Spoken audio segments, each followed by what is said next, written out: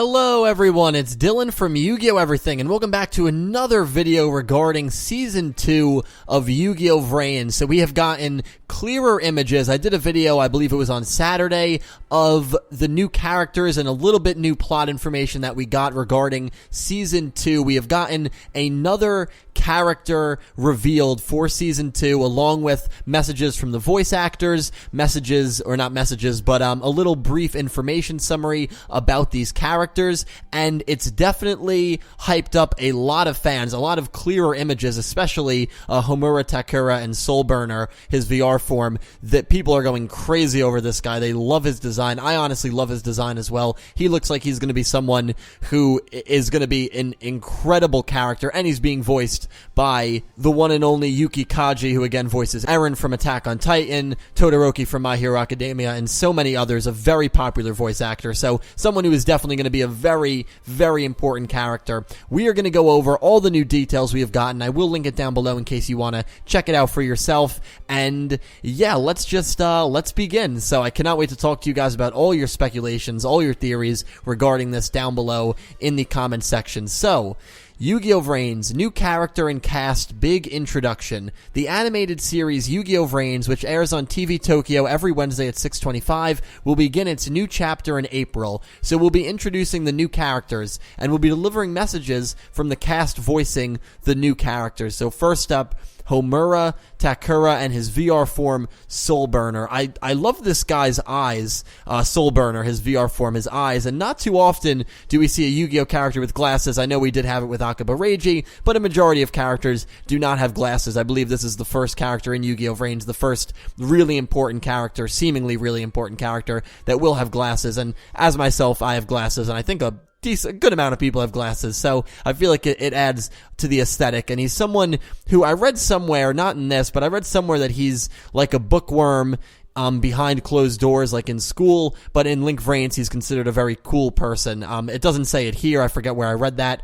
Maybe that was just not actually a real fact, but yeah, anyway, Homura Takura / Soulburner, a young boy with the same uniform as Yusaku. We've already identified that he does go to Yusaku's school. In Link VRains, he transforms into the flame-themed avatar Soulburner. Look forward to see how he interacts with Playmaker.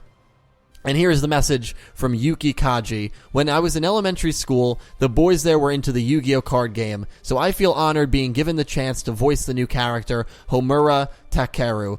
As a cast member, I'll do my best in this show to give the children something to dream about. Please wait to see my scorching hot duels. Incredible voice actor, incredible character design. I am so excited to see this guy. And then we have Flame, the red Ignis, the red eye, and we kind of could have, we guessed, I speculated that he was going to be Kaji Yuki's, well, Kaji Yuki, geez, that's not the character, that he was going to be Homura's Ignis. That's exactly what it is, and it confirms it right here. Flame, one of the AI known as Ignis. It works side by side with Homura, an Ignis-like eye. How will they interact? So it'll be great to see some interaction between the Ignis, because we have not seen any Ignis but I. It also begs the question, how did the red Ignis get out? You know, what's going to happen at the end of this Revolver Playmaker duel that lets the Ignis escape? And if the red one escapes, what happens to the yellow one, to the blue one, to the green one, to the orange one? Do they escape as well? Do they find their, the people that were based off of them? It's obviously pretty clear that Homura is going to be one of the victims of the incident. Also, Homura went to the school with Yusaku. Is this a character that Playmaker and Kusanagi knew about and kind of had interactions with in the past that we as the viewer don't know about yet? Or when he gets introduced to the story, will he also be introduced to Yusaku? And how is he going to find out about the lost incident, that he was involved and that Yusaku and Playmaker was also involved? There's a lot of question marks here. Or maybe the fact that they each have these Ignis and the Ignis will interact, that will kind of tell both of them, like, okay, clearly this is what happened. But Homura, it's the lost incident, and Playmaker seems to be the only one in the incident that really wants to know about this knowledge. Like, where is Homura right now? So how much is he going to know about the lost incident, and will he know information that Playmaker does not? Or will Yusaku have to tell him what happened? Or is he maybe a little older so he has a better recollection of it? Who knows? Very excited, so excited to see the interaction not only between Homura and Yusaku and Playmaker and Soulburner, but also between Flame and Ai. That will be very, very interesting, and it's pretty obvious also that Homura is going to use, most likely, a Flame-type deck, a Fire deck, so that'll be cool to see as well. And the voice actor that is voicing Flame, here's his message: because he's a rather hot-blooded character, even among the Ignis, I intend to give my all playing this character. I think people will enjoy seeing him confront enemies alongside his partner, Homura Takeru. So, clearly a hot-blooded character, which makes sense because he's a Fire Ignis, so I guess they're matching up with personalities here, which is interesting because I'm pretty sure Playmaker's Ignis represents dark, right? It represents darkness, so I wonder if, like, that kind of attributes his personality, and maybe that is even more foreshadowing that the eye that Playmaker has is going to be evil. Because remember that first line in episode 1, I've wanted to know since that line was said what that line really meant. Right before he hid the Cyberse world from Revolver, he said, being hated by everyone has its benefits, or something along those lines. Why is he hated by everyone? Did he stab the other Ignis in the back? We could get a very, very big foreshadowing hint when Flame and Ai interact, so that is something to really look forward to. And then moving on, we got a much clearer image of Bowman. A mysterious duelist is friend or foe for Playmaker and his allies. That's all we know about him. Now, his voice actor, Matsuda Kenji: when I was a kid, I aspired to become mangaka at Jump. Since then, I've given up on my dream of breathing life into manga with a pen, but I want to breathe life into stories with my voice. And this time, it'll be for the famous Yu-Gi-Oh franchise. There's something special about that. Please look forward to Bowman, as voiced by myself, Matsuda Kenji.